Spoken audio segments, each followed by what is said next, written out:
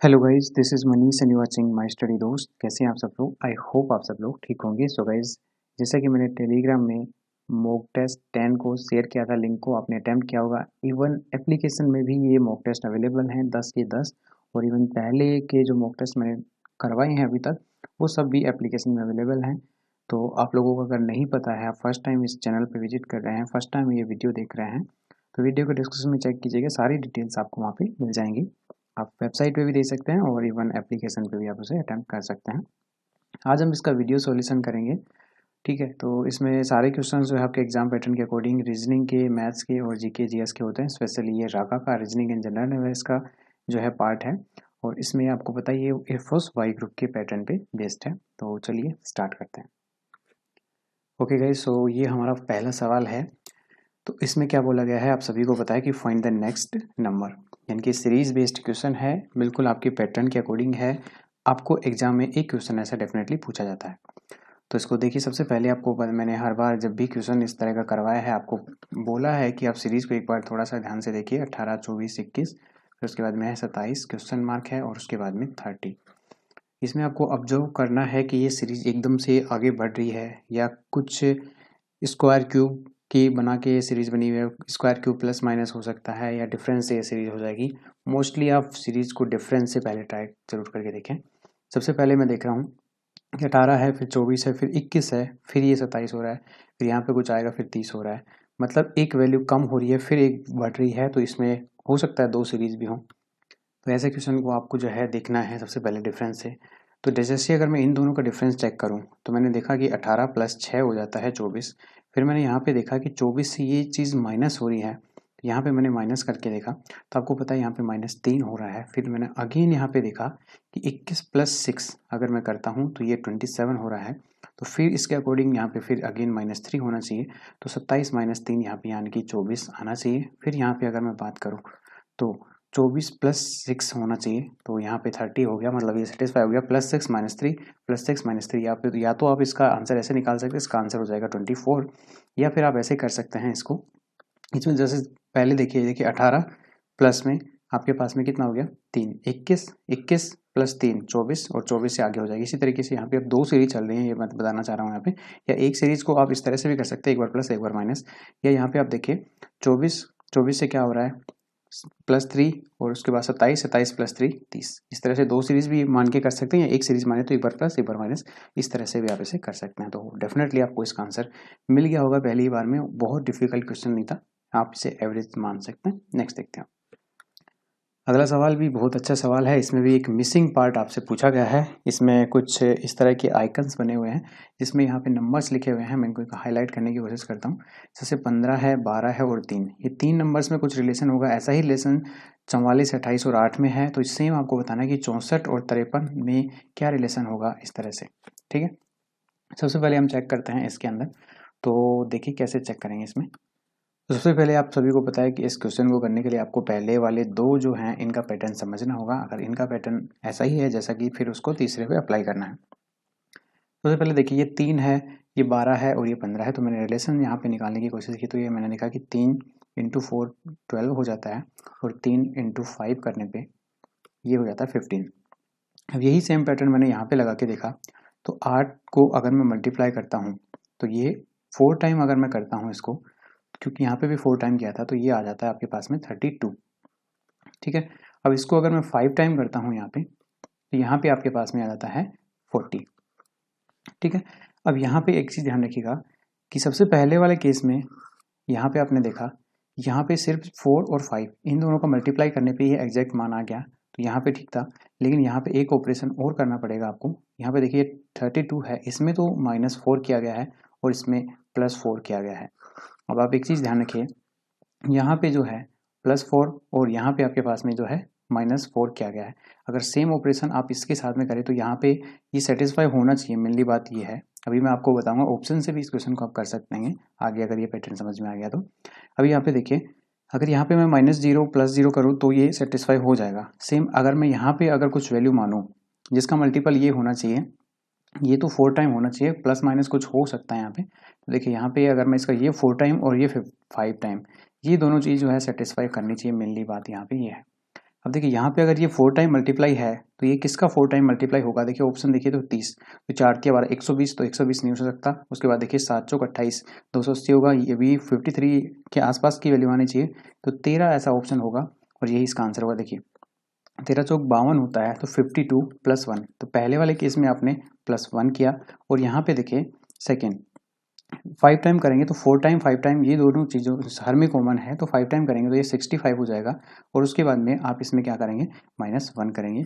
यहाँ पे इसका जस्ट अपोजिट करना है इसमें, और यहाँ पे आपने देखा कि ये 64 आ गया। अब कोई भी ऑप्शन उठा के देख लीजिए, ये 4 टाइम 5 टाइम जो है मल्टीप्लाई करने के बाद में वैल्यू इसके आसपास आएगी ही नहीं। ठीक है, तो अभी आपको समझ आ गया होगा, इसका जो आंसर हो जाएगा वो बी ऑप्शन हो जाएगा।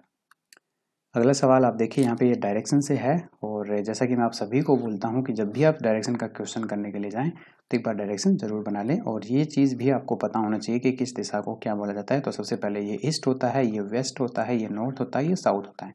ओके, तो हम क्वेश्चन पढ़ते हैं। सबसे पहले देखें कि Rohit from A point A walk 20 metre to the east.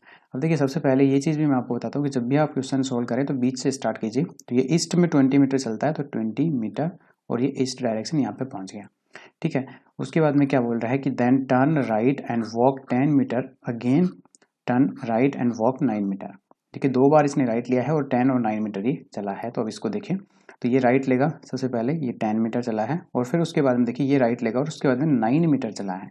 ये चीज़ ध्यान रखिएगा यहाँ पे, क्योंकि यहाँ तक 20 मीटर है तो 9 मीटर हो गया। आगे पढ़ते हैं, then turn left and walk 5 metre, again turn left and walk 12 metre. मतलब 2 बार इसने लेफ्ट लिया है और 12 इसने 5 और 12 मीटर चला है। तो देखिए बनाते हैं, सबसे पहले ये लेफ्ट लेगा, तो यहाँ पे ये 5 मीटर चलेगा। ठीक है, और उसके बाद में ये अगेन लेफ्ट लेगा, तब ये कितना चल रहा है, ये 12 मीटर। देखिए यहाँ से यहाँ तक 9 मीटर है, मतलब ये इससे थोड़ा सा आगे तक चला जाएगा, और यहाँ पे ये 12 मीटर हो गया। Okay, and then turn left walk 5 metre. Again ये क्या कर रहा है कि लेफ्ट टर्न ले रहा है और ये 5 मीटर चल रहा है, मतलब यहाँ तक ये पहुँच जाएगा इसके सूत्र, क्योंकि ये भी 5 है, ये भी 5 मीटर है। यहाँ पे ये पहुँच गया, और and reach at the point B, ये बी पॉइंट पे पहुँच गया। And which direction he is going now. देखिए यहाँ पे किस डायरेक्शन में जा रहा है, तो ये सीधा सीधा आपको दिख रहा है कि ये नॉर्थ डायरेक्शन में जा रहा है, और इसका आंसर हो जाएगा आपके पास सी ऑप्शन हो जाएगा। ठीक है, ये ऊपर जा रहा है तो आप ऐसे देखेंगे तो ये नॉर्थ डायरेक्शन हो गया। अब यहाँ पे एक चीज़ ध्यान रखिएगा कि जो मैंने इतना आपको समझाया तो ये आपको नहीं करना है इस केस में, क्योंकि सिर्फ यहाँ पे डायरेक्शन पूछा गया है, यहाँ पे लेंथ का कोई मैटर नहीं है। तो ये लेंथ आप चाहें तो ना लिखें, और चाहें तो आप इसको उस तरीके से भी कर सकते हैं जो कुछ लोग बताते हैं। बाकी मैं उसको 100% ये नहीं कहता कि आप उस तरीके पे डिपेंड हो जाएं, क्योंकि उसमें क्या होता है कि ऐसे केसेस जैसे यहाँ पे बोल देता है कि कितने मीटर नॉर्थ में है, नॉर्थ से डिस्टेंस कितनी है, तब उस क्वेश्चन को करने में आपको थोड़ा दिक्कत होता। बाकी आप यहाँ पे सिर्फ ऐसा लिख सकते थे कितने इसने लेफ्ट टर्न लिए हैं और कितने राइट टर्न लिए हैं, और फिर उसके बाद में यहाँ से जो है आप उसको देख लेते कि जैसे लेफ्ट से राइट काट के, लेफ्ट से राइट काट के, जैसे एक राइट बच गया तो फिर उसके बाद में यहाँ से राइट, तो राइट ये आपके पास में हो जाता, तो इसका आंसर आ जाता है। इस तरह से आप इस क्वेश्चन को, बाकी मैं नहीं सजेस्ट करूँगा। आप चाहे तो एक चीज़ ध्यान रखिएगा कि अगर यहाँ पे डिस्टेंस नहीं है तो ये डिस्टेंस लिखने की जरूरत नहीं है, बस सिर्फ आप यहाँ पे चाहिए तो सीधा ऐसे ही बना सकते हैं कि left right left right left right, इस तरह बना के और फिर इसको सोल्व कर सकते हैं। बाकी ये मैंने आपको प्रॉपर तरीका बता दिया। ओके गाइस, सब नेक्स्ट क्वेश्चन देखते हैं। ओके, अगेन नेक्स्ट क्वेश्चन आपके सामने है, और ये क्वेश्चन है आपके पास में कि time appear in water is 5:47, what will be the correct time in watch. ठीक है, देखिए एक चीज़ ध्यान रखिए कि क्वेश्चन उल्टे तरीके से पूछा गया है। ठीक है, ये क्वेश्चन मेरे पास किसी ने भेजा भी था इंस्टाग्राम पे, उसने पूछा भी था। हाँ, मार्क मैंने ऑप्शन जो है ये मॉक टेस्ट में, ये टाइम वाले सारे ही टेस्ट में जो है गलत लगा हुआ है। ये पता नहीं शायद एक ऑप्शन उल्टा सुल्टा लग गया, तो फिर ये सारे में ये जो है ऑप्शंस गलत लिखे गए आंसर की में, तो ये मैंने सही कर दिया अभी।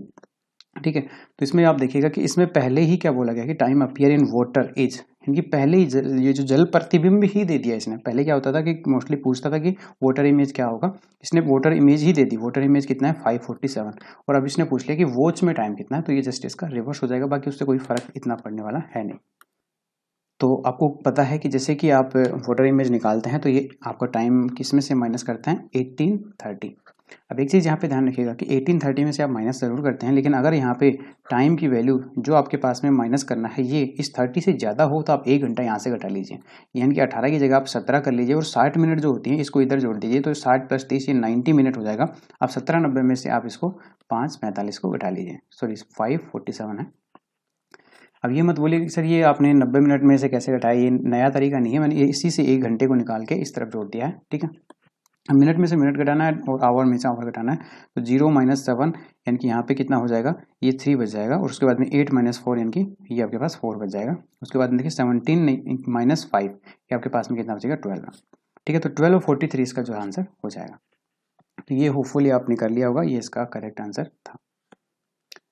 अब नेक्स्ट सवाल देखते हैं। देखिए यहाँ पे ये कोडिंग डिकोडिंग से है। In a certain code road is written as URDG, how is swan written in the code.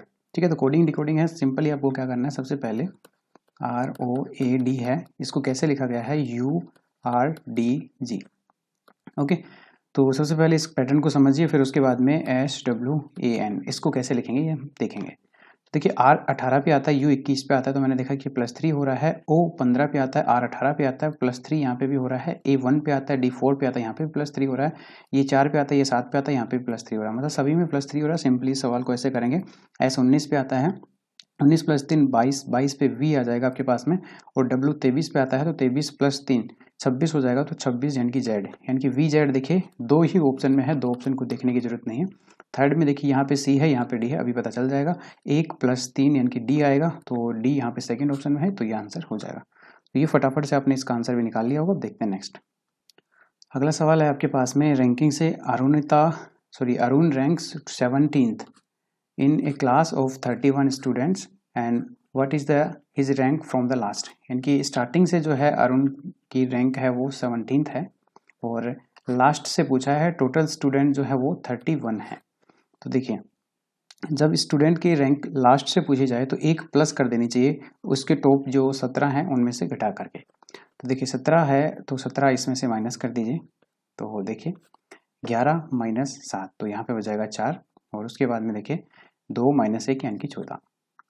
ठीक है, और मैंने कहा कि +1 करना होता है रिजल्ट में, और इसके बाद में इसका आंसर हो जाएगा 15 यानी कि आ गया। अब देखिए क्यों करना होता है +1, ये भी आपको बता देता हूँ। देखिए यहाँ से यहाँ तक आप आएंगे, तो इसमें से ये 17 जो है इसने अपने पूरे घटा दिए, लेकिन 17वें पोजीशन पे वो खुद भी तो है, तो उसमें से उसकी खुद की पोजीशन तो निकल गई है। यहाँ तक उसकी पोजीशन पे वापस आने के लिए हमें +1 करना पड़ता है, तो ये आपको पता होगा। वैसे इसका आंसर हो जाएगा बी ऑप्शन। नेक्स्ट देखते हैं। ओके, अगला सवाल है आपके पास में कि वेन डायग्राम्स यहाँ पे हैं और इसको आपको सोल्व करना होता है। क्वेश्चन तो आप पढ़ ही लेते हैं। इसमें सबसे पहले देखिए यहाँ पे है स्नैक है और लिजर्ड है और रेप्टाइल्स है। ठीक है, रेप्टाइल यानी कि सरीसर्प है आपके पास में, और देखिए सर्प और छिपकली, आप सभी को पता है कि सर्प और छिपकली दोनों जो है रेप्टाइल्स हैं। ठीक है, लेकिन सर्प यानी कि सांप का और छिपकली का आपस में कोई संबंध नहीं है, तो सबसे पहले रेप्टाइल यानी कि सरीसर्प बनाएंगे सबसे बड़े वाले, उसके बाद में ये सांप हो गया और ये छिपकली हो गई, तो इसका आंसर जो होगा डी ऑप्शन हो जाएगा। ठीक है, आपस में इनका कोई संबंध नहीं है, ना ही इनकी जाति का है। हाँ, ये एक जाति जिनकी इस कैटेगरी से जरूर बिलोंग करते हैं, ये जो सरीसर्प यानी कि रेप्टाइल्स जो है। नेक्स्ट देखते हैं। अगला सवाल, आपको पता है कि सिंबल्स को जो है इधर उधर करके आपको आंसर निकालना है। क्वेश्चन आप डेफिनेटली पढ़ लेंगे, और उसके बाद में देखिए सबसे पहले ये जो आपके पास में वैल्यू लिखी गई है, इस पे इस स्टार को जो है, ये जो आपके पास ऑप्शन से दिए गए हैं, आप ऑप्शन से ही कैसे करेंगे, ऑप्शन एक एक उठाते जाएंगे और हम इसको सोल्व करते जाएंगे। सबसे पहला हम लेते हैं 7, स्टार की जगह पे प्लस है, +5 और डिवाइडेड बाई 5 -4 = 10, ये आना चाहिए। तो देखिए 5 से 5 कट गया, तो ये तो हो गया प्लस, यानी कि 7 + 1 8, 8 - 4, तो 8 - 4 यानी कि 10 तो नहीं आएगा। ठीक है, उसके बाद में देखिए नेक्स्ट आपके पास में क्या है, 7 बी ऑप्शन में सोल्व कर रहा हूँ, इंटू 7 × 5, 5 - 5, और उसके बाद में देखिए इक्वल 4 × 10, तो देखिए 7 × 5 = 35, 35 - 5 यानी कि ये कितना हो जाएगा 30, और 4 × 10 ये 40, ये भी नहीं होगा। फिर थर्ड ऑप्शन देखते हैं, 7 × 5 + 5 = 4 × 10 यानी कि 35 + 5 40, और ये सेटिस्फाई हो गया है, और इधर भी 40 हो गया, तो सी इसका करेक्ट आंसर हो जाएगा। ओके, नेक्स्ट क्वेश्चन देखते हैं। इसमें समझाने लायक कुछ ऐसा था नहीं, आपने इतनी तैयारी अब तक कर ली होगी और डेफिनेटली आप इसका आंसर फटाफट दे पा रहे होंगे। नेक्स्ट देखते हैं। अगला सवाल आपके लिए है फाइंड द वैल्यू। यहाँ पे आपके पास में देखिए इलेक्शन है, उसके बाद देखिए मैनिफेस्टो है और मीटिंग है, यानी कि चुनाव है, घोषणा पत्र है और अधिवेशन है। ठीक है, तो इसका जो है यानी कि चुनाव का जैसे घोषणा पत्र से संबंध है, यानी कि चुनाव से पहले हम क्या करते हैं, घोषणा पत्र जारी करते हैं, तो मीटिंग से पहले हम क्या जारी करते हैं ये आपको बताना है। कैरिकुलम हो जाएगा, एजेंडा हो जाएगा, या प्रेफर्स हो जाएगा, या रिपोर्ट हो जाएगा, ये आपको बताना है। आप सभी को पता होगा कि जब भी हम कोई मीटिंग करते हैं तो उस मीटिंग का कोई ना कोई एजेंडा होता है, यानी कि कार्यसूची होती है, किस बारे में मीटिंग हो रही है, तो ये आपका आंसर हो जाएगा। बी ऑप्शन करेक्ट है। नेक्स्ट देखते हैं। एक सवाल आपसे ओड एंड आउट से भी पूछा जाता है, जिसमें आपसे पूछा जाता है कि कौन सा इनमें से भिन्न है, तो ये आपको बताना होता है। तो यहाँ पे 4 ऑप्शन है, इसमें से देखिए सबसे पहला है भेड़िया है, फिर उसके बाद कुत्ता है, बिल्ली है और लोमड़ी है। तो ये इनमें से एक डिफरेंट है, वो कैसे है वो भी बताना होगा। तो देखिए बिल्ली जो है एक आप कह सकते हैं पालतू जानवर है, और कुत्ता भी पालतू जानवर है। लेकिन आप यहाँ पे ये कह सकते हैं कि ये जो आपके पास में है भेड़िया, कुत्ता और लोमड़ी, ये तीनों के तीनों आप ये कह सकते हैं कि मांसाहारी है, मांसाहारी बिल्ली भी होती है, लेकिन खुखार प्रवृत्ति के हो कह सकते हैं आप इनको। तो इस तरह से ये जो है भिन्न होते हैं, इनकी शिकारी आप इसे कह सकते हैं। लेकिन बिल्ली को भी आप शिकारी कहेंगे, लेकिन बिल्ली जो है छोटे मोटे शिकार करती है। लेकिन ये जो है भेड़िया, भेड़िया तो बहुत ही डेंजर होता है। उसके अलावा लोमड़ी भी आपने देखा होगा कि जंगली जानवर है। और इस तरह से आप इसका जो है कुत्ते हैं, कुत्ते ने भी आपको देखा होगा कि कहीं ना कहीं ऐसे बड़े शिकार वो करते हैं। लेकिन बिल्ली को आपने ऐसे किसी हाथी घोड़े को मारते हुए नहीं देखा होगा। वैसे कुत्ता भी नहीं मार सकते डेफिनेटली, लेकिन कुत्ते भी थोड़े बहुत बड़े शिकार कर लेते हैं। लेकिन बिल्ली आपने देखा होगा कि घरों में ही ज़्यादातर पाई जाती है। अब जंगली बिल्ली यहाँ पे नहीं लिखा गया है, ये भी चीज़ ध्यान रखिएगा। तो डेफिनेटली इसका जो आंसर है बी ऑप्शन हो जाएगा। ओके, सो नेक्स्ट आपके पास में है, तो ये ब्लड लेसन से है। ब्लड लेसन यानी कि आपके पास में फैमिली चार्ट बनाना आना चाहिए। फैमिली चार्ट बनाना आपको पहले वाले वीडियोस में मैं कई बार बता चुका हूँ, आप फिर से मैं नहीं बता रहा हूँ। यहाँ पे सीधा आंसर मैं बताऊँगा कैसे सोल्व करना है। देखिए एक आदमी की ओर इशारा करते हुए एक औरत कहती है, यानी कि एक औरत है यहाँ पे, वो कह रही है कि वह मेरे खुद के ससुर के, यानी कि इसका ससुर होगा तो इससे ऊपर वाली जनरेशन का होगा। ये औरत है, अननोन है हमारे लिए, इसको मैंने राउंड कर दिया इस तरह से। इसका ससुर होगा, ठीक है, यानी कि ये इसका ससुर हो गया। ससुर के इकलौते पोते की पत्नी, देखिए इसका कोई इकलौता पोता है, ठीक है, यानी कि इसका कोई बेटा है, फिर बेटे का भी बेटा है, यानी कि ये इसकी वाइफ होगी डेफिनेटली। तो ये इसी का बेटे की अपनी बात कर रही है। और इकलौते पोते की पत्नी, अब इसकी पोता है, ये इसकी कोई पत्नी होगी, पत्नी के ससुर हैं। अब पत्नी का ससुर कौन होगा? जो इसका हस्बैंड होगा। ये औरत का आदमी से संबंध क्या है? तो औरत जो है उस आदमी की क्या है? पत्नी है। या आप ऐसे कह सकते हैं कि आदमी का संबंध पूछा गया तो ये उसका क्या हो जाएगा? औरत से हस्बैंड हो जाएगा उसका। तो 20 का करेक्ट आंसर था, डेफिनेटली आपने पता कर लिया होगा। नेक्स्ट देखते हैं आगे के 4 सवाल, जो कि हर बार मैं बोलता हूँ कि 12 से 15, ये सीरियल नंबर भी चेंज नहीं होगा। आपके पेपर में रीजनिंग के जो सवाल आएंगे नॉन वर्बल रीजनिंग के, वो figure based non verbal reasoning होगा। और सिर्फ एक ही टॉपिक, ना वाटर इमेज ना मिरर इमेज। हाँ, उन क्वेश्चंस को सोल्व करके आप इस क्वेश्चन को थोड़ा आसानी से सोल्व कर सकते हैं, ये बात बिल्कुल सही है। लेकिन ऐसा नहीं है कि आपको वाटर इमेज या पेपर कटिंग या मिरर इमेज इस तरह के क्वेश्चन पूछे जाएंगे, ऐसा बिल्कुल भी नहीं होगा। और 4 क्वेश्चन हैं जो डेफिनेटली इसी तरीके के आते हैं नॉन वर्बल रीजनिंग से। और ये अभी तक पैटर्न चेंज नहीं हुआ है। हर बार जो भी स्टूडेंट गया है, आप खुद भी जब देखने जाएंगे एग्जाम को या देने जाएंगे सॉरी, तो डेफिनेटली आपको ये सवाल मिलने वाले हैं। और थोड़े अच्छे लेवल के सवाल यहाँ पे पूछे जाते हैं, बिल्कुल ऐसा नहीं कि आप उसको कर सकते हैं। एक चीज़ यहाँ पे जरूर होगा कि यहाँ पे 4 ही ऑप्शन होंगे, क्वेश्चन फिगर में भी और आंसर फिगर में भी। तो ये एक ऑप्शन एक्स्ट्रा मैं आपको करवा रहा हूँ। ये बैंकिंग में पूछे जाते हैं ज़्यादातर, तो वहाँ से सवाल लिए हैं तो 5 ही ऑप्शन के साथ वहाँ पे अवेलेबल होते हैं। तो ये मैंने सारे ही करवा रखे। तो अब इसको मैं थोड़ा जूम करता हूँ, सोल्व कराने की कोशिश करता हूँ। ओके, सबसे पहले हम आ जाते हैं क्वेश्चन फिगर पे, यानी कि प्रॉब्लम फिगर क्या कह रहा है यहाँ पे। तो देखिए सबसे पहले आपने एक आकृति देखी होगी, ये पूरी आकृति इस तरह से बनी हुई है। अगली आकृति में आपने देखा कि एक एक जो है यहाँ पे आपके पास में ये कटते जा रहे हैं, ठीक है। सबसे पहले राइट साइड से ये कटा हुआ है, ठीक है। अब अगली बार एक चीज़ ध्यान रखिएगा कि ये जो है ये राइट साइड से नहीं, ये लेफ्ट साइड से पूरा कट गया। मतलब एक लाइन कटी थी, ये लेफ्ट साइड से पूरा कट गया, मतलब ये रोटेट भी हो रहा है, ठीक है।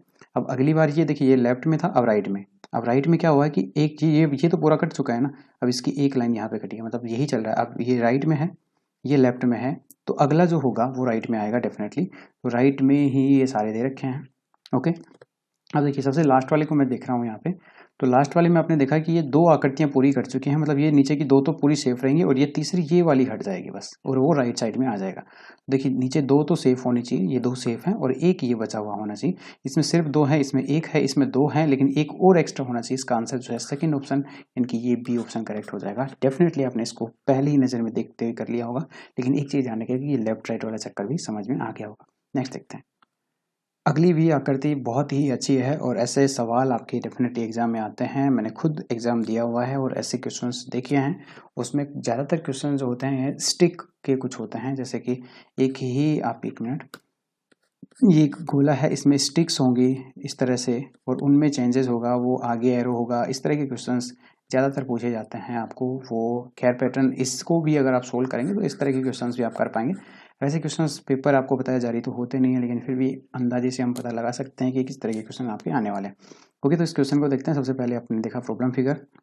अब इसको गौर से थोड़ा देखिएगा, क्योंकि जैसे समझेंगे प्रॉब्लम फिगर को आंसर फिगर तुरंत मिल जाएगा। सबसे पहले आपने देखा कि यहाँ पे एक ट्राइंगल बना हुआ है, सेम ट्राइंगल यहाँ पे भी है।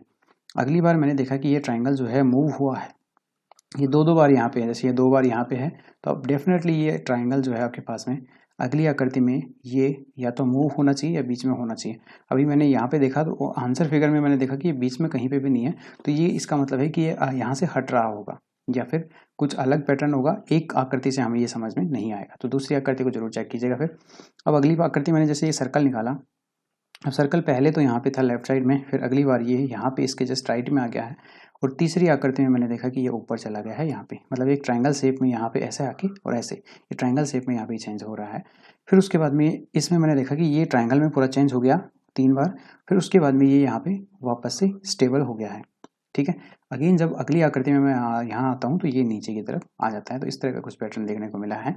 ओके, अब इससे अगली वाली आकृति में मैं चलता हूँ यहाँ पे, तो मैंने देखा कि ये इक्वल है, क्योंकि अभी कंफर्म नहीं हुआ कि पैटर्न चल क्या रहा है। इक्वल है, फिर उसके बाद में आपने देखा कि ये जो है ये यहाँ पे इस ट्रायंगल शेप में यहाँ पे चला गया है। ठीक है, अब यहाँ से ये जो है फिर स्टेबल हो गया है। मतलब आप ये कह सकते हैं कि ये पहले कहाँ रहा होगा, ये जो एरो है, ये एरो जो है यहाँ पे रहा होगा, फिर ये यहाँ से राइट आया है। तो जस्ट कोई भी आकृति यहाँ पे है वो एक बार राइट जा रही है, फिर उसके बाद में ये ट्रायंगल शेप में जा रही है, फिर ये स्टेबल हो रहा है। तो ऐसा कुछ आपको यहाँ पे देखने को मिला। अभी भी कंफर्म आपका नहीं हुआ होगा, तो देखिए अभी हम सबसे पहले इस एस को लेते हैं।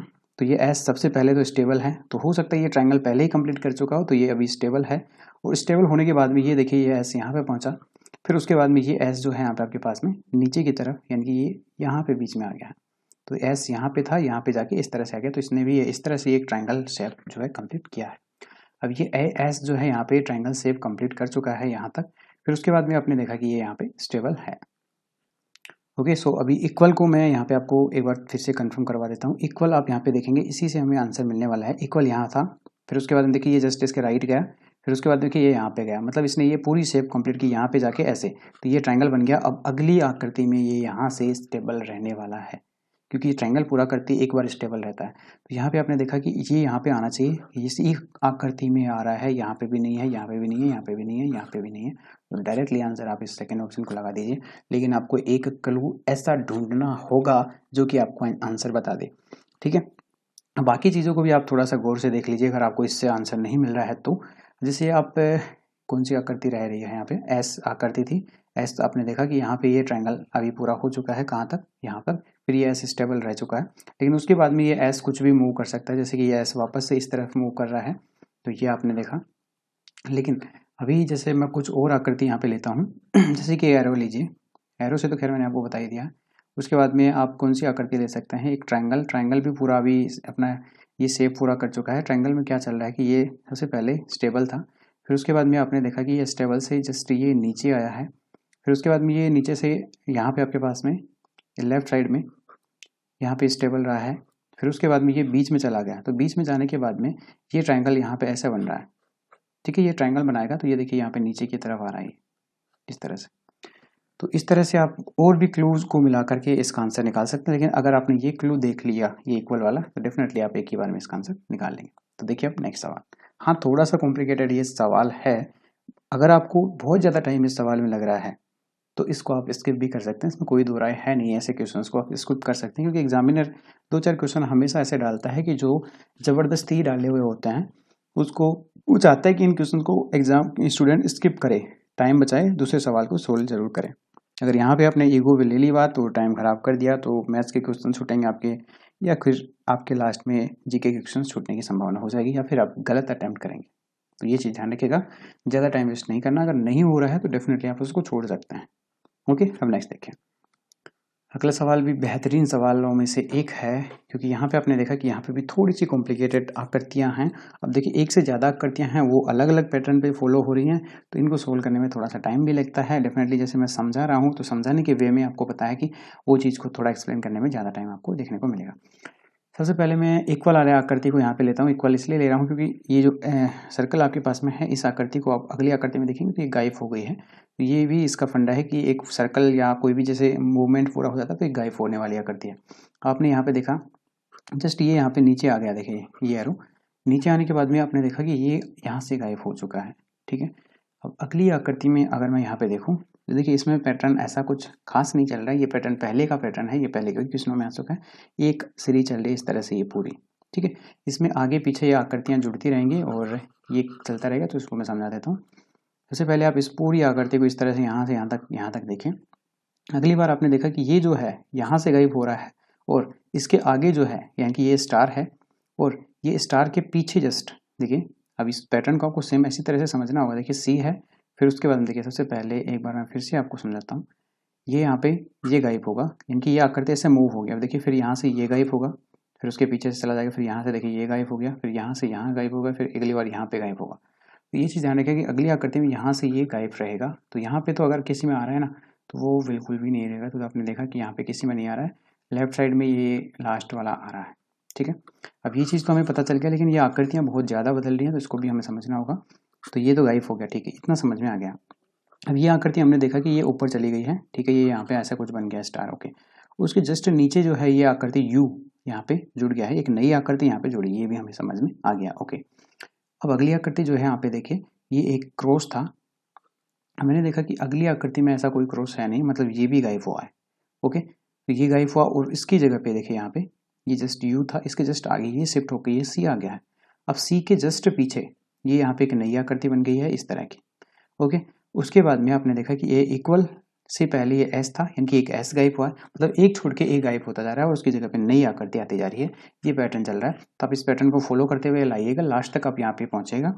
फिर उसके बाद में आप देखेगा सबसे पहले क्या होगा कि सबसे पहले ये लास्ट वाला गायब होगा, यानी कि ये गायब होगा और उसके बाद में ये जो है इससे जस्ट ऊपर वाला, ये इससे ऊपर वाले के जस्ट पीछे एक आकृति जुड़ेगी।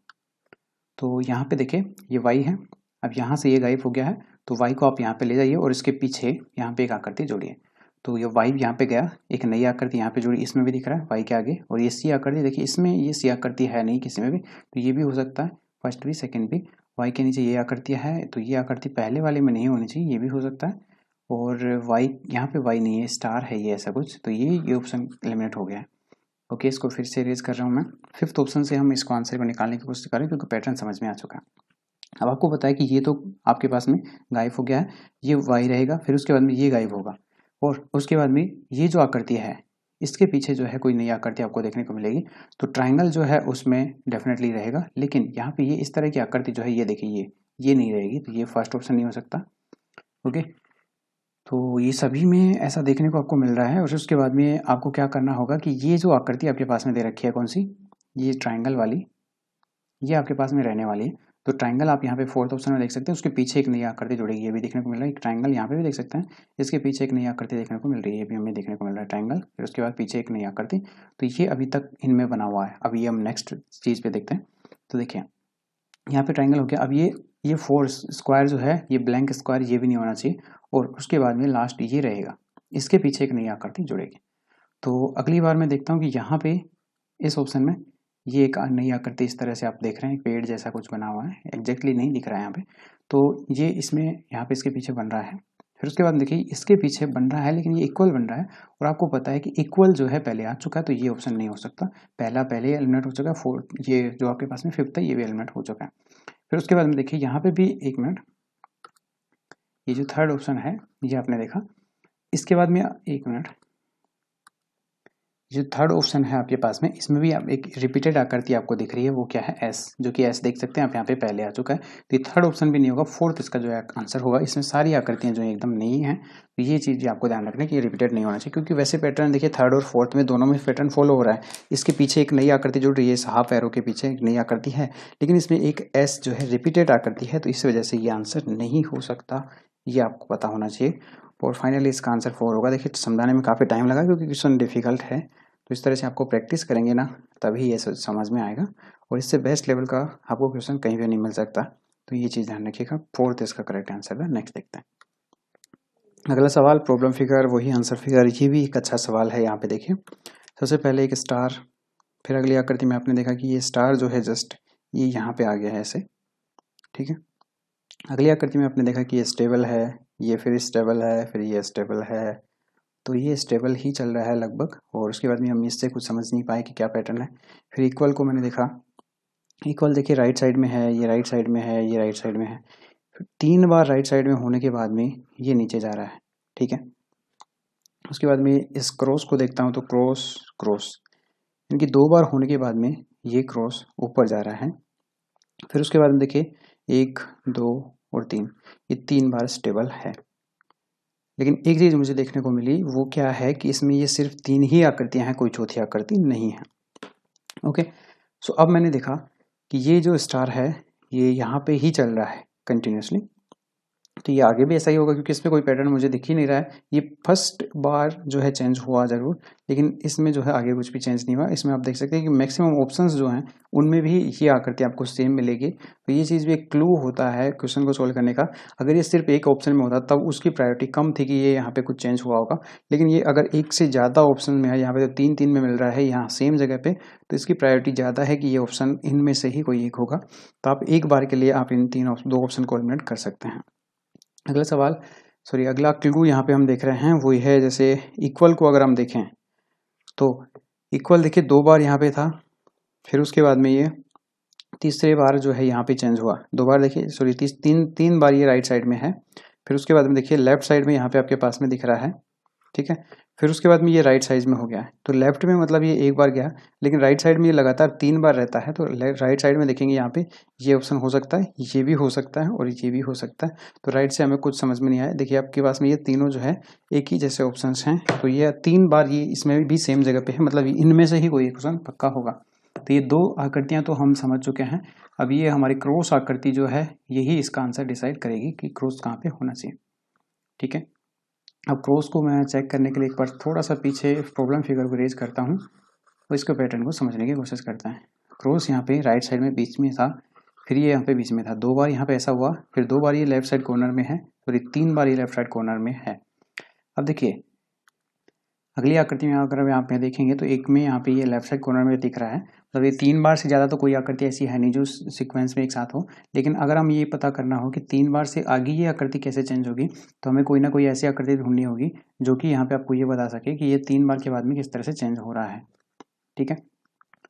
तो यहाँ पे मुझे 2 आकृतियाँ दिखी यहाँ पे। देखिए फर्स्ट टाइम तो ये दिख रहा है आप यहाँ पे कि ये इक्वल है, ये 3 बार था, फिर इसके बाद में ये जो है राइट साइड में ये नीचे की जस्ट इसके नीचे आ गया है। तो उसके बाद में अगर मैं क्रॉस को देखूं तो क्रॉस जो है या तो यहाँ पे आना चाहिए या फिर ये यहाँ पे आना चाहिए। देखिए यहाँ पे तो नहीं आ सकता क्योंकि यहाँ पे देखिए इक्वल आ रहा है तीनों में, तो ये राइट साइड में तो नहीं आ सकता। उसके बाद में देखिए लेफ्ट साइड में ये यहाँ पे आ रहा है और इसमें जो है ये मिडिल में आ रहा है यहाँ पे, ठीक है। तो इन दोनों में जो है अभी कन्फ्यूजन है क्योंकि ऐसा कोई पैटर्न फिक्स हमें समझ नहीं आया। तो इसके लिए एक बार फिर से हम स्टार को चेक करते हैं। स्टार जो है 1 बार लेफ्ट साइड में, 2 बार लेफ्ट साइड में, 3 बार लेफ्ट साइड में और ये चौथी बार में भी लेफ्ट साइड में, इसीलिए ये कंटिन्यूसली लेफ्ट साइड में ही चल रहा था।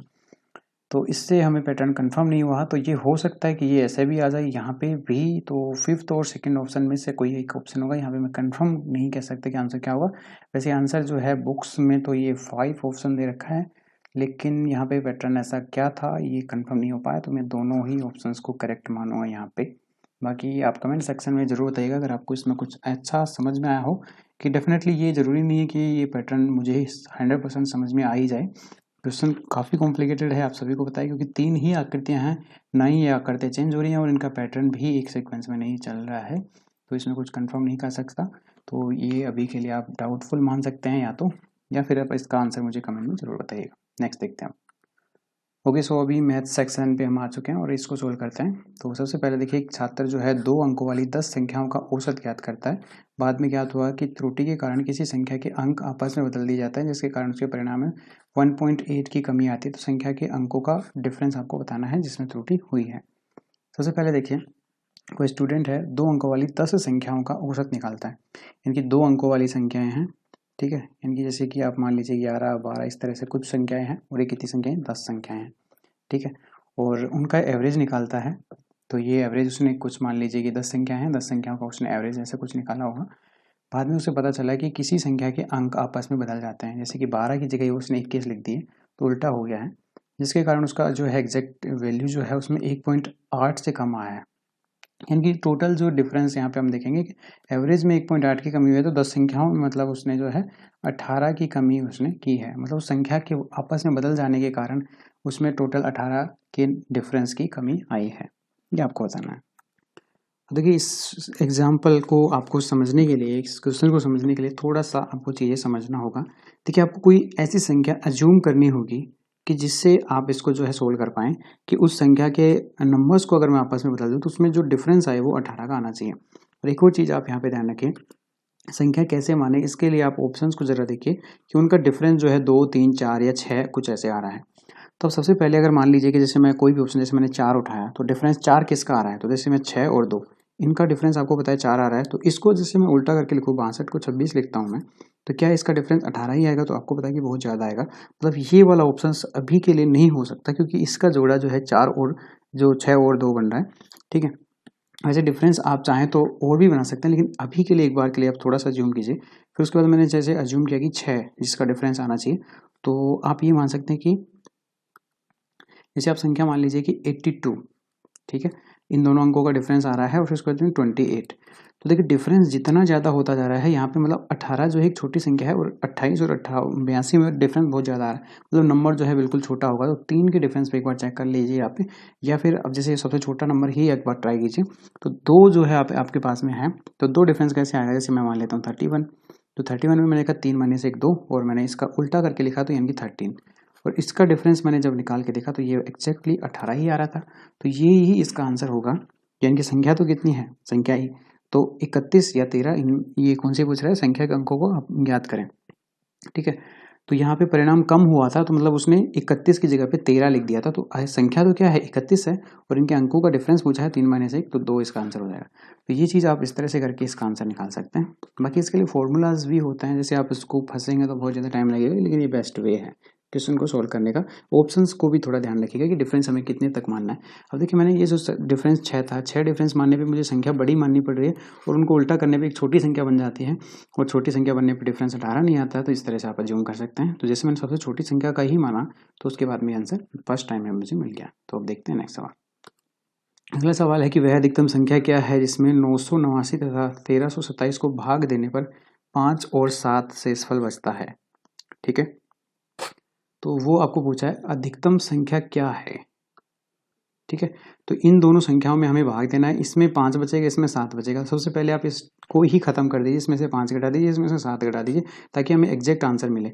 तो 9 माइनस 5 यानी कि 4, और उसके बाद में 8 और 9, यानी कि 984 से वो संख्या, 984 को वो संख्या जो है प्रॉपरली काट देनी चाहिए। उसके बाद में इसमें से 7 घटा दीजिए तो 1320, 1320 को भी वह संख्या ऐसी जो पूरा पूरा काट देनी चाहिए। ठीक है, तो अब यहाँ पे हमें अधिकतम संख्या पूछा है, इनकी सबसे बड़ी संख्या। तो देखिए सारे ये 8 के मल्टीपल आप ये दे रखे हैं, तो सबसे पहले सबसे बड़ी संख्या हम यहाँ पे अज्यूम करेंगे। तो इन दोनों को आप यहाँ पे क्या निकालेंगे, इनका HCF निकालेंगे और इनका HCF ही आपका आंसर होगा। तो देखिए सबसे पहले आपको पता है कि HCF निकालने के लिए आप इस संख्या को काटते जाएंगे तब तक जब तक कि इन संख्याओं के दोनों संख्या एक साथ उस संख्या से कटती रहे। जैसे सबसे पहले आपको यूनिट डिजिट देखा आपने कि 4 और ये 0, यानी कि लास्ट के नंबर को आप अगर देखें तो ये जो है आपके पास में 4 से कट जाएंगे दोनों संख्याएं। तो 4 से मैंने काटा, 4 को मैंने साइड में लिखा, तो 4 दूनी 8, फिर 4 चौक 16, फिर उसके बाद में देखिए 4 छिका 24।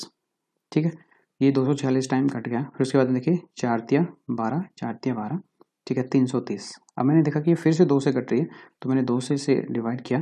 फिर उसके बाद में देखिए ये कितना हो जाएगा 1 2 3। फिर उसके बाद में मैंने देखा कि यहाँ पे ये कितना हो जाएगा, ये 1 और ये कितना हो जाएगा 16 और ये 5। ठीक है, 123 और 165। ठीक है, तो अब मैंने देखा कि ये 3 2 5 और एक 6 और 6 5 11 और एक 12, ये 3 से भी कट रही है, तो मैंने 3 से मल्टीप्लाई किया। दोनों संख्याएं अभी तक कटनी चाहिए, हाईएस्ट कॉमन फैक्टर हम निकाल रहे हैं। 3 चौक 12 और 3 एकम 3, 3 पंजे 15, 3 पंजे 15। अब मैंने देखा कि 41 और 55 एक साथ किसी संख्या से नहीं कट रही है आगे, तो आप इसको मल्टीप्लाई कर दीजिए। अगर हमें एलसीएम निकालना होता तब तो हमें इसको आगे और काटते, चाहे एक ही संख्या क्यों ना कटे। अगर नहीं कट रही होती दोनों संख्या तो हम इन दोनों को मल्टीप्लाई करते, तब इसका एचसीएफ निकलता। इनको मल्टीप्लाई करते इसके साथ में, लेकिन हमें एलसीएम निकलता तब। अब हमें एचसीएफ चाहिए तो सिर्फ हमें बस यही नंबर चाहिए।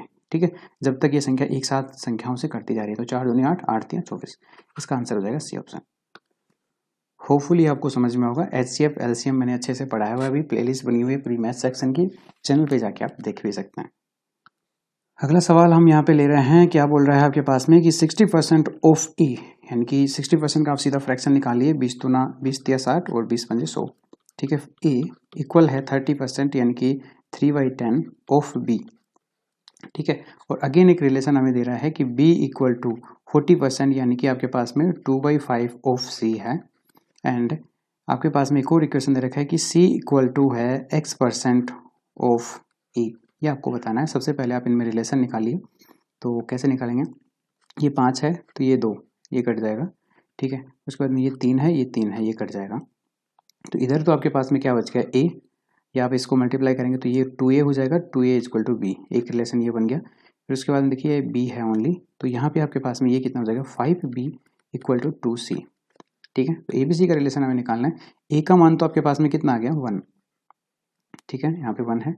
B का मान आपके पास में कितना आ गया, 2, यहाँ पे भी चेक कर सकते हैं, B का मान 2 है, C का मान आपके पास में 5 है। तो ABC का रेशियो आ गया आपके पास में, A का मान कितना है 1, B का मान 2 है, C का मान 5 है। तो आपको पूछा है C equal to X% of A, ठीक है। तो C कितना है आपके पास में, 5 है, ये X% यानी कि X/100 कर देता हूँ। A कितना है आपके पास में, 1 है, तो यहाँ पे ये कितना हो जाएगा, 500 इक्वल टू X, ठीक है। तो X की वैल्यू आपके पास में कितना आ गया, 500%, ये आप कह सकते हैं। तो इसका आंसर हो जाएगा D ऑप्शन, ठीक है। तो नेक्स्ट देखते हैं। अगला सवाल आपके पास में ये बोल रहा है आपके पास में कि एक व्यक्ति है 120 रुपये प्रति कुर्सी, यानी कि एक चेयर की कीमत जो है वो 120 रुपये की दर से 2 कुर्सियाँ बेचता है। साथ याद रखिए कि बेच रहा है, यानी कि सेलिंग प्राइस जो है आपके पास में वो कितना दे रखा है, 120 रुपये पर, ठीक है, पर चेयर, ये आप कह सकते हैं, ठीक है। 2 कुर्सियाँ उसने बेची हैं। पहली कुर्सी पर उसने जो है 25% लाभ तथा दूसरी कुर्सी पर 25% हानि होती है, तो उसे कुल हानि कितनी होगी। याद रखिएगा कि ये सेलिंग प्राइस इसने दिया हुआ है और ये जो है आपके पास में ये सेम है। तो पहले चीज़ पे इसने 25% का प्रॉफिट, 25% का फ्रैक्शन 1/4 होता है। तो CP जो है नीचे की वैल्यू को माना जाता है, आप सभी को पता होगा। प्रॉफिट या लॉस ऊपर वाली वैल्यू को हम बोलते हैं। अगर +1 है ऊपर और प्रॉफिट हो रहा है तो +1, और अगर लॉस हो रहा है तो -1। तो CP SP पहले केस में क्या हो रहा है आपके पास में, प्रॉफिट हो रहा है तो 4 से 5 हो जाएगा। सेकेंड केस पे भी रेशियो यही रहेगा, लेकिन ये 4 से क्या हो जाएगा, 3 हो जाएगा। अब एक चीज़ ध्यान रखिएगा कि ये दोनों का जो है सेलिंग प्राइस सेम है, लेकिन यहाँ पे सेम नहीं है, तो इसको सेम कीजिए। इसको आप 3 से मल्टीप्लाई कर दीजिए, इसको 5 से मल्टीप्लाई कर दीजिए। लेकिन अगर आप इस तरफ करेंगे तो इस तरफ भी करना होगा, और ये आपके पास पे वैल्यू हो जाएगी ये, यानी कि सेलिंग कॉस्ट प्राइस इसका 12 है और इसका 20 है, और इधर जो है ये दोनों का 15 और 15 हो जाएगा। 15 की वैल्यू आपके पास में 120 दे रखी है। तो यहाँ पे आपके पास में हानि पूछा है, देखिए इनका वैल्यू निकाल लीजिए, 20 प्लस, यानी कि एक तो 20 रुपये में बिची, एक 12 रुपये में बिकी। तो ये आप ध्यान रखिएगा कितना हो गया, ये 32 हो गया, और इधर देखिए ये 15 और 15 ये 30 हो गया, ठीक है। तो हमें एग्जैक्ट वैल्यू पूछा है, तो 30 की वैल्यू आपके पास में 120 प्लस 120, आपके पास में 2 चेयर्स को बेचने के बाद में इसका मान कितना है, 40। तो देखिए ये कितना हो जाएगा, 0 से 0, 3 8 या 24, ठीक है। लेकिन हमें पूछा क्या है, आप देख लीजिए एक बार, हमें पूछा है सिर्फ हानि रुपयों में पूछा है। तो 8 का रिलेशन आ गया, दोनों का डिफरेंस देखिए, तो डिफरेंस कितना है यहाँ पे, 2 का, तो 2 गुणा 8 यानी कि 16 रुपये। तो हानि कितने की हो जाएगी, 16 रुपये की आपके पास हो जाएगी, ठीक है। तो ये आंसर इसका हो जाएगा, डेफिनेटली आपने इसे पता कर लिया होगा। नेक्स्ट देखते हैं। ओके, सो अगला सवाल आपके लिए, A एंड B टुगेदर है 158 rupees, C as 101 less than what A and B together have, and B has 323 more than C, the amount of A is। देखिए क्या बोल रहा है कि A के पास में जो है, यहाँ पे आपके पास में क्या बोल रहा है, A और B के पास, इनकी A प्लस B 158 रुपये हैं, ठीक है। C के पास A और B की कुल राशि से 101 रुपये कम है। इनके C के पास में 150 में से 101 को घटा दीजिए, कितना बचेगा आपके पास, 49। C के पास सीधा सीधा बता दिए इसने, 49 है, ठीक है। और B के पास C से 23 अधिक हैं। तो देखिए B के पास में कितना है, C से 23 अधिक है, तो C के पास कितने हैं, 49, और इससे 23 अधिक है। तो C के पास 49, 9 3 12, ठीक है, और 4 और 2 8 और 1 9, यानी कि 92 रुपीज़ उसके पास में है। सॉरी, ये मैंने मल्टीप्लाई कर दिया, 4 + 2 6 और 1 7, 72 आपके पास हो जाएगा। ओके, तो हमारे पास में B का भी आ गया और यहाँ पे आपके पास में किसका आ गया, सी का पहले ही इसने दे दिया, बी का हमारे पास 72 आ गया, ए का पूछा है तो ए और बी का टोटल 150 है, तो 150 में से 72 घटा दीजिए, तो यूनिट डिजिट 8 आएगा, तो 2 का आ रहा है तो निकाल लीजिए फिर इसको। वैसे ही कितना हो जाएगा, 30 + 20, ये टोटल हो जाएगा 50 + 30, 80, 80 - 2 यानी कि 78। इसका आंसर हो जाएगा बी ऑप्शन। तो ये आपने कर लिया होगा डेफिनेटली। नेक्स्ट सवाल देखते हैं। अगला सवाल देखिए, यहाँ पे आपके पास में ये टाइम स्पीड डिस्टेंस है। क्या बोल रहा है आपके पास में कि एक 75 मीटर लंबी रेलगाड़ी है, इनकी लेंथ तो रखी है हमें 75 मीटर और 20 किलोमीटर प्रति घंटा, स्पीड जो है आपके पास में 20 पर आवर की स्पीड से चल रही है। प्लेटफॉर्म पर खड़े व्यक्ति को पार करने में कितना समय लगेगी। प्लेटफॉर्म पर खड़े व्यक्ति को पेड़ को खंबे को पार करने में उतनी ही दूरी तय करती है ट्रेन जितना कि उसकी खुद की लंबाई है या लेंथ है। तो ये चीज़ ध्यान रखिएगा, हमें लेंथ दे रखी है, इनकी डिस्टेंस हमें दे रखी है 75 मीटर और स्पीड हमें दे रखी है 20 किलोमीटर प्रति घंटा। तो समय हमें सेकंड में पूछा है, तो 20 किलोमीटर प्रति घंटा को हम मीटर पर सेकंड में बना देंगे। मीटर पर सेकंड छोटी अमाउंट है, यानी कि छोटी संख्या से गुणा और बड़ी संख्या से भाग देंगे, यानी कि 18 को आप ऊपर भी लिख सकते हैं इस तरह से। ठीक है, 20 × 5 = 100 हो जाएगा। आप इसको आपस में मल्टीप्लाई कीजिए और उसके बाद में 2 जीरो छोड़ के पॉइंट लगा दीजिए, आपके पास आंसर आ जाएगा। तो देखिए 18 × 5 = 90, जीरो, और उसके बाद में देखिए 18 × 7 = 126, 126 + 9 135। तो यह आपके पास में हो गया 135, यानी कि 1350। 2 अक्षर छोड़ के पॉइंट लगाना है, इनकी ये यहाँ पे हो जाएगा 13.5, या आप ये कह सकते हैं 13.5 सेकेंड का समय उसे लगेगा। ठीक है, तो सी इसका जो है करेक्ट आंसर हो जाएगा। तो ये भी कर लिया। नेक्स्ट देखते हैं। अगला सवाल आपके पास में यह है, किसी बहुभुज का आंतरिक कोण यानी कि इंटीरियर एंगल और उसके बाह्य कोणों से 2 गुना है। तो देखिए ये आपके पास में कोई भी आपके पास में पॉलीगन दिया गया हो तो ये आपको बताया कि इंटीरियर एंगल क्या होता है, एक्सटीरियर एंगल क्या होता है, यानी कि एक्सटीरियर एंगल जो है आपके पास में उन सभी का टोटल जो है आपको पता है 360 होता है। ठीक है, और ये आपको पता है कि एक एक्सटीरियर एंगल और एक इंटीरियर एंगल का टोटल जो है आपके पास में वो कितना होता है, 180 होता है। ये 2 चीज़ आपको पता होनी चाहिए, तभी इस क्वेश्चन को कर पाएंगे। तो देखिए आंतरिक कोण उसके बाह्य कोण से 2 गुना है, यानी कि एक्सटीरियर एंगल अगर 1 है तो इंटीरियर एंगल कितना होगा 2, तो 2 + 1 3, 3 का वैल्यू कितना दे रखा है 180, क्योंकि हमें पहले से ही पता होना चाहिए। तो यहाँ पे 1 की वैल्यू कितनी आ जाएगी 60, यानी कि इंटीरियर एंगल तो 60 है और एक्सटीरियर एंगल आपके पास में कितना हो जाएगा 120। तो पूछा है कि बहुभुज की भुजाओं की संख्या ज्ञात कीजिए। संख्या जो है हम एक्सटीरियर एंगल इंटीरियर एंगल दोनों से निकाल सकते हैं। तो यहाँ पे टोटल पता है आपको कि एक्सटीरियर एंगल कितना है 360, तो 360 अपॉन एक एक्सटीरियर एंगल की वैल्यू कितनी है आपके पास में, ये है आपके पास में 60। ठीक है, तो यहाँ पे आपके पास में कितना हो जाएगा 6, यानी कि उसकी जो है साइड्स हैं वो कितनी हो जाएंगी 6 हो जाएंगी। ठीक है, तो ये आपने कर लिया होगा। नेक्स्ट सवाल देखते हैं। अगला सवाल आपके पास में दे रखा है इंटरेस्ट, यानी कि आपके पास प्रिंसिपल कितना दे रखा है 10,000 रुपये की राशि का कुछ भाग 8% की दर पे, यानी कि इसका कुछ परसेंटेज जो है हमने 8% की दर से तथा जो रिमेनिंग पार्ट है वो हमने 10% की ब्याज की दर से उधार दिया, तो उसकी औसत वार्षिक ब्याज दर, यानी कि इसकी जो है एवरेज रेट है वो 9.2 है, तो दोनों का भाग बताइए। ऐसे केसेस में आपको क्या करना होता है, एलिगेशन लगाना होता है। इसमें क्या होता है, एक वैल्यू जो है इसकी जो ये एवरेज वैल्यू आप कह सकते हैं, इन दोनों के बीच का वैल्यू एक तो कम होगी एक ज़्यादा होगी। तो देखिए ये 8 है और ये क्या है आपके पास में 9, तो 9.2 में से 8 घटा दीजिए 1.2 आ जाएगा, और 10 में से 9.2 घटा दीजिए 0.8 आ जाएगा। इन दोनों को काट लीजिए, 4 दूनी 8 और 4 तियां 12, इनकी उनका जो अनुपात होगा वो 2:3 होगा, तो दोनों भाग होंगे ये आपको बताना है। तो 10,000 को 2:3 में बांट दीजिए, तो ये आपके पास में कितना हो जाएगा, देखिए इन दोनों की वैल्यू देखिए 2 + 3 कितना हो जाएगा 5, 5 की वैल्यू है 10,000, यानी कि एक की वैल्यू आपके पास में कितनी हो जाएगी 2, एक की वैल्यू आपके पास में कितनी हो जाएगी 2,000। आपको पूछा है इन दोनों का जो है अलग अलग पार्ट कितना होगा, तो इनको पता है कि आपको ये है और ये है, तो 2 दुनिया की 4,000 ही गए वो होगा और एक 6,000 होगा। ठीक है, तो इस तरह से ये ऑप्शन आपके पास करेक्ट हो जाएगा 4,000 + 6,000, और शायद इसमें 2 ही ऑप्शन यहाँ पे गिवन है, 2 ऑप्शन और होने चाहिए, बाकी फर्स्ट ऑप्शन इसका करेक्ट आंसर है। अब हम जीके के क्वेश्चंस करते हैं, मैथ्स के क्वेश्चन कंप्लीट होते हैं यहाँ पे। नेक्स्ट देखते हैं। अगला सवाल आपके पास में है कि निम्नलिखित में से किस देश की भारत के साथ सबसे लंबी स्थलीय सीमा है। तो ये आप सभी को पता होना चाहिए किसकी है, बांग्लादेश की, और ये अभी पता होना चाहिए 4,096 है, ये भी ध्यान रखना है आपको। ठीक है, उसके बाद में आपको पता है कि ये चीन का हो जाएगा 3323, ये आपको पता है कि पाकिस्तान का है। इस तरह से याद रखना है सारी चीज़ें। और निम्न से कौन सा राज्य बांग्लादेश से अपनी सीमा नहीं बनाता है, ये आपको बताना है।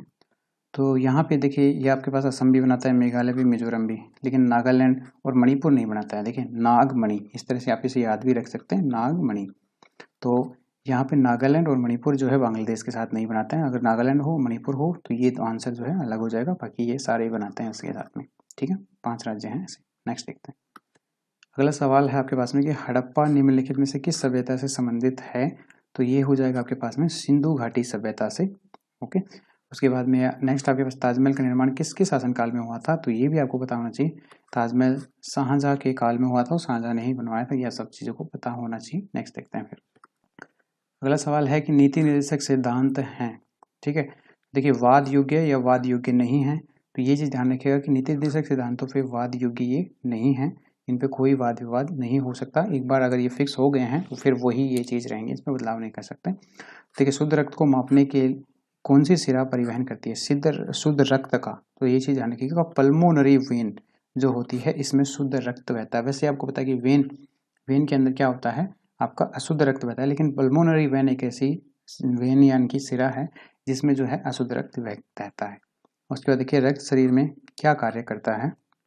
तो ऑक्सीजन का परिवहन करता है, जीवाणु को नष्ट करता है। तो देखिए ये इसका काम नहीं है, भोजन का पाचन ये भी नहीं है, उपरोक्त सभी काम तो हो ही नहीं सकता। फिर फर्स्ट ऑप्शन का करेक्ट आंसर है ऑक्सीजन का परिवहन।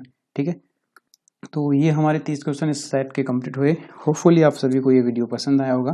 तो वीडियो को लाइक तो आप करेंगे ही, अपने दोस्तों के साथ ऐसे शेयर जरूर करें। कोई समस्या रही हो, कोई सुझाव हो तो कमेंट सेक्शन में जरूर बताइएगा। किस ने पूरा वीडियो देखा ये भी मुझे कमेंट सेक्शन में जरूर बताइएगा। ओके गाइस, अभी के लिए फिलहाल इतना ही, मिलते हैं नेक्स्ट वीडियो में। चैनल को सब्सक्राइब कीजिएगा अगर आप फर्स्ट टाइम विजिट कर रहे हैं, और बेल आइकन भी प्रेस कीजिएगा। और ज़्यादातर चीज़ें जो है मैंने एप्लीकेशन में डाल दी हैं, तो वहाँ से आप देख सकते हैं। उसमें गोल्डन रूल्स भी हैं, उसमें प्रैक्टिस सेट भी है, उसमें ई बुक भी है, जीके जीएस का भी, वहाँ से आप पढ़ सकते हैं। बिल्कुल फ्री ऑफ कॉस्ट है सारी चीज़ें। लिंक वीडियो के डिस्क्रिप्शन में दिया गया है, वहाँ से आप डाउनलोड कर सकते हैं। Okay guys, thank you so much, bye bye, take care, all the best, see you soon.